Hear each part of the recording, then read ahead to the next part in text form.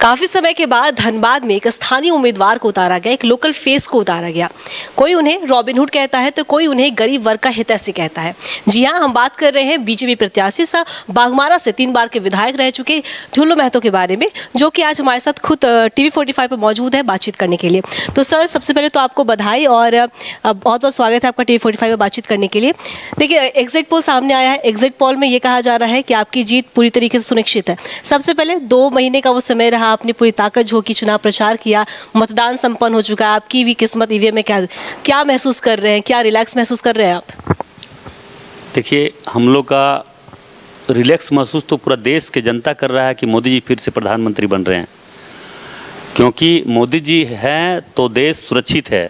मोदी जी हैं तो देश पे विकास का लंबी लाइन और आगे उसका विकास का गथा और आगे बढ़ेगा। इसलिए देश के जनता सुरक्षित है और अपने आप को खुशी महसूस कर रहे हैं, तो हम क्यों नहीं करें। देखिए, ढुल्लू महतो के बारे में, आप जैसे कि स्थानीय उम्मीदवार हैं, आप जब बाघमारा से 3 बार विधायक भी रह चुके हैं, आप जनता के बीच में भी जाते रहे हैं। ऐसे में आपको क्या लग रहा है, धनबाद की जो जनता है उनकी क्या कुछ समस्याएं हैं जिन्हें आप सोचकर दिल्ली का रुख करेंगे?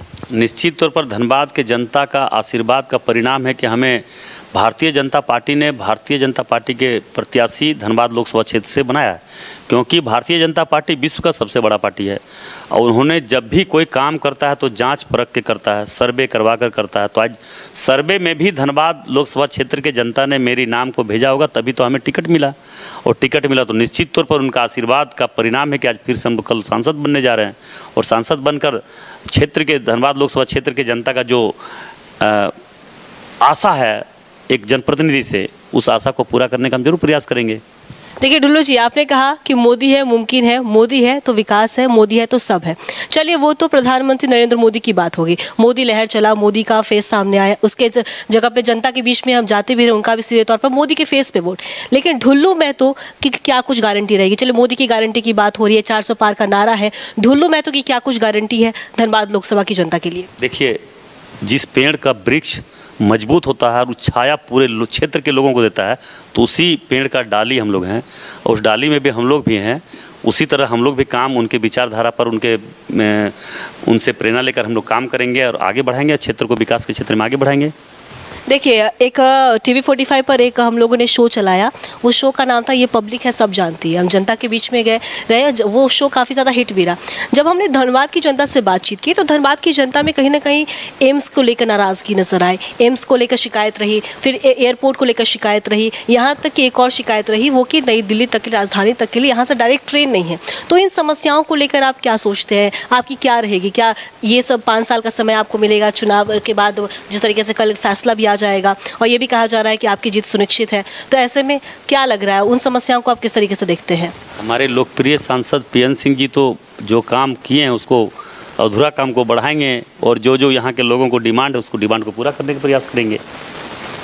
मतलब ये कहना बिल्कुल भी गलत नहीं होगा कि धनबाद की जनता जो 5 साल जो आपके हाथ में वो कार्यकाल रहेगा, 5 साल काफ़ी ज़्यादा लंबा समय रहेगा, तो वो कौन कौन से वैसे भी कार्य रहेंगे जिसकी वजह से बाद 5 साल के बाद जो चुनाव का समय आएगा और आपको दोबारा टिकट दिया जाता है तो जनता वो सोच के रहेगी कि ढुल्लू महतो ने ये काम किया, ढुल्लू महतो का वो नाम याद करेंगे। कौन कौन से वो काम रहेंगे?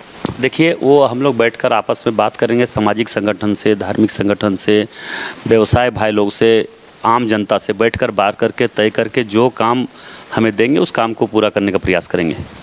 देखिए, एक और प्रत्याशी के रूप में हम बात करें ढुल्लू जी, तो एक और प्रत्याशी काफ़ी ज़्यादा चर्चित रहा कि वो भी यहाँ से चुनाव लड़ रहे हैं। चलिए, अनुपमा सिंह के साथ तो आपकी सीधी टक्कर नज़र आई हमें, लेकिन एक और प्रत्याशी, चलिए उनका नाम तो नहीं लूँगी, आप भी वो समझ रहे होंगे वो कौन है।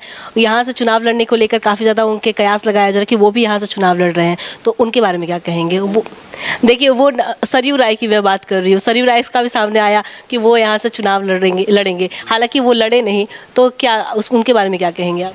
अरे देखिए, सब स्क्रैप हो चुका है, कहीं कहीं जंग लग जाता है ना, तो लोग कहीं ठीक होता है, क्यों नहीं लड़ा चुनाव क्यों नहीं लड़ा?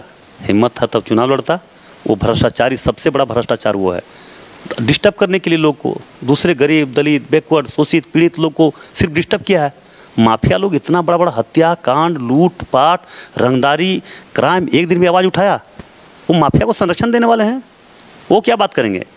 उनका बात करने का राज्य का जनता देख रहा है कि किस पर पड़ा है आज तक। माफिया लोग के खिलाफ कभी आवाज़ उठाया? जो यहाँ सिर्फ हत्या ही किया है, रंगदारी ही किया है, मर्डर किया है, लूट किया है, किडनैपिंग किया है, वैसे लोग पर हिम्मत कभी नहीं हुआ, क्योंकि जानता है कि वैसे लोगों को सारा कुछ संरक्षण वही दे रहा है। ये बहुत बड़ा आपका है, उसको पूछिए सवाल कि माफिया लोग के खिलाफ क्यों नहीं आवाज़ उठाया। हिम्मत है तो जांच करवावे ना, कौन गलत है कौन सही है उसको जांच है, हिम्मत है तो करवावे। इसलिए ऐसे लोगों को स्क्रैप का बात हम नहीं करेंगे। हिम्मत है तो चुनाव क्यों नहीं लड़ा? अब चुनाव कहीं से जीत के दिखावे तब तो जानेंगे। एक बार हवा में ढुल्लू जी, ये मतलब साफ है कि अगर आपका जिस तरीके से आप अपनी जीत को सुने, कहा जा रहा है कि आपकी जीत पक्की हो रही है 4 जून को जब ईवीएम का पिटारा खुलेगा, ऐसे में मतलब आपका जब राज्य आएगा तो आपके राज्य में माफियाओं को संरक्षण नहीं मिलेगा, क्राइम रेट में कमी आएगी। किसी कीमत पर भारतीय जनता पार्टी के समय में जब से सरकार बना है, मोदी जी के पीरियड में आतंकवाद उग्रवाद समाप्त हुआ, इस तरह से माफिया भी यहाँ समाप्त होगा और माफिया के संरक्षण देने वाले भी समाप्त होंगे। वैसे लोग माफिया का संरक्षण देने वाले हैं। कभी भी आज तक माफिया गुंडा रंगदारी वसूलने वाले हजारों हत्याएं हुई, कभी आवाज़ उठाने का काम नहीं किया। ये सिर्फ गरीब पीड़ित शोषित बैकवर्ड दलित शोषित लोगों के खिलाफ आवाज़ उठाया। आज तक कभी भी वैसे दबंग माफिया के खिलाफ आवाज़ नहीं उठाया, क्योंकि जानता है कि माफिया तो उनका गोतिया लोग हैं, तो क्यों नहीं अथी करेगा? वैसे लोग तो करेगा ही। चोर मचावे शोर, अरे हम लोग गरीब परिवार से उठे हुए हैं, ज़्यादा हम लोग नहीं, बस उसका काम धंधा यही है, प्रेस कॉन्फ्रेंस करना, ये करना। आंदोलन क्यों नहीं किया? आज तक आंदोलन किया कभी? आंदोलन जाके धरना प्रदर्शन, बस एक चिट्ठी लिखना, ये करना, ये सब आंदोलन होता है। ये सिर्फ गरीब विरोधी है, मजदूर विरोधी है, दलित विरोधी है, बैकवर्ड विरोधी है, वैश्य विरोधी है, व्यवसाय विरोधी है, झारखंड विरोधी है। ये झारखंड विरोधी है। इसलिए लोगों का बात हम नहीं करेंगे। ऐसे लोग का बात डेड है, स्क्रैप आदमी है, उसका बात ही मत कीजिए। चलिए ढुल्लू जी, आपने कह दिया कि वो झारखंडी विरोधी हैं, वैश्य विरोधी है, व्यवसाय विरोधी है।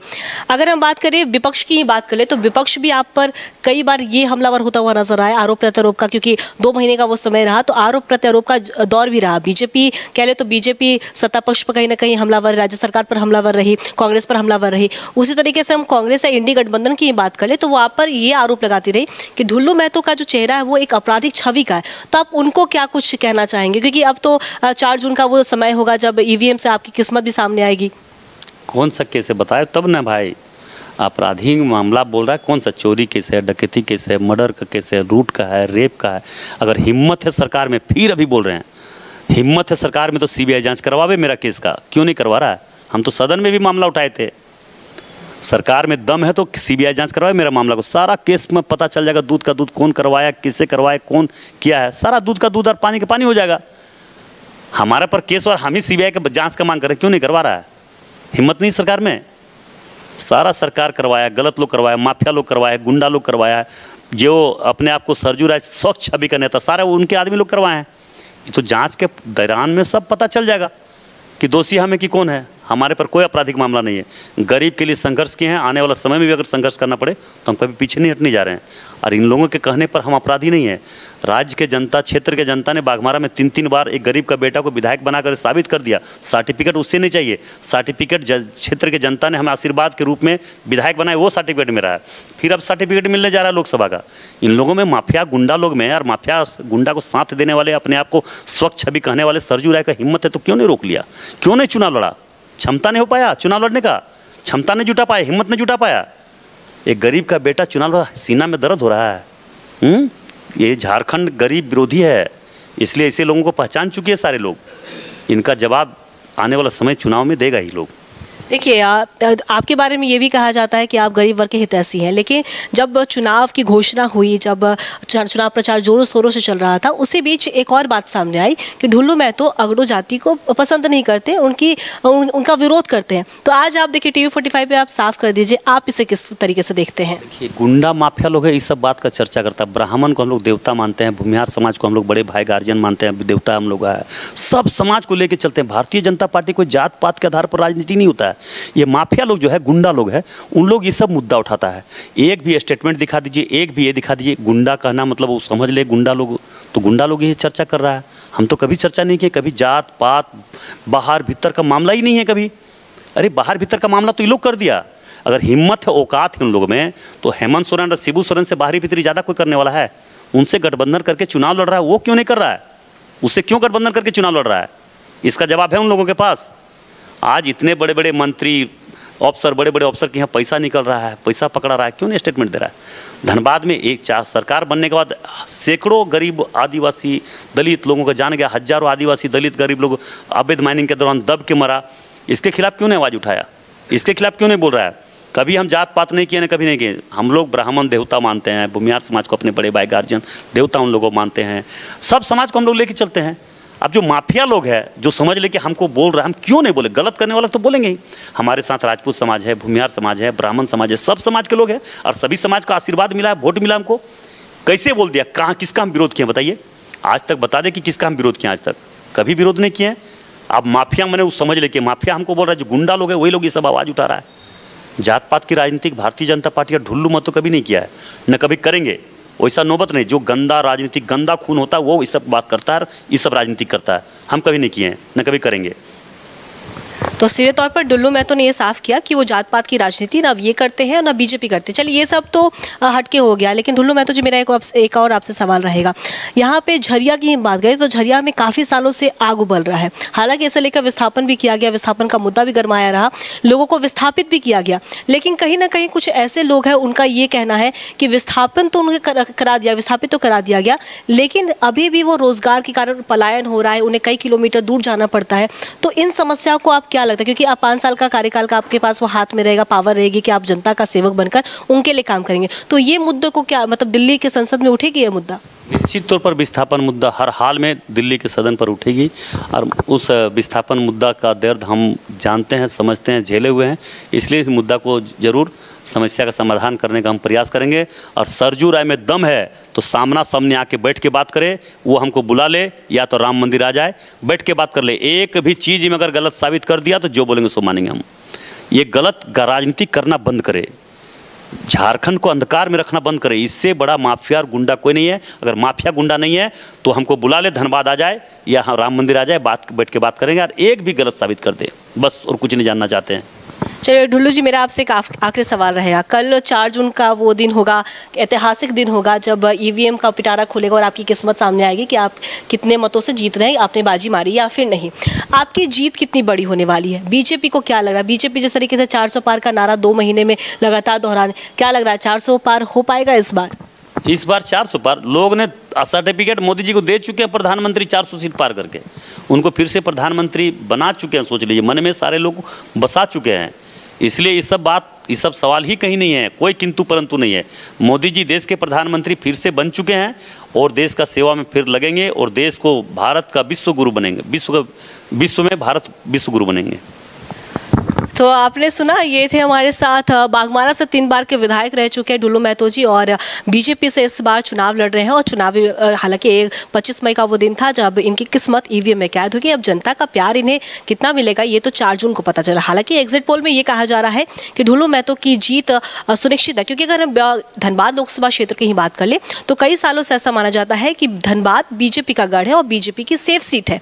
ऐसे में डुल्लू महतो को आपने सुना, जिन्होंने अपनी बातों को बेबाकी से रखा, आरोप भी प्रत्यारोप का दौर भी रहा, तो उन्होंने सीधे तौर पर विपक्ष को कहीं ना कहीं चेतावनी भी दी। अब 4 जून को ये पता चलेगा कि इनकी किस्मत कहाँ पे, क्या ये दिल्ली रुक करेंगे या फिर नहीं। कैमरामैन गणेश के साथ मैं अंकिता शर्मा, TV45 धनबाद।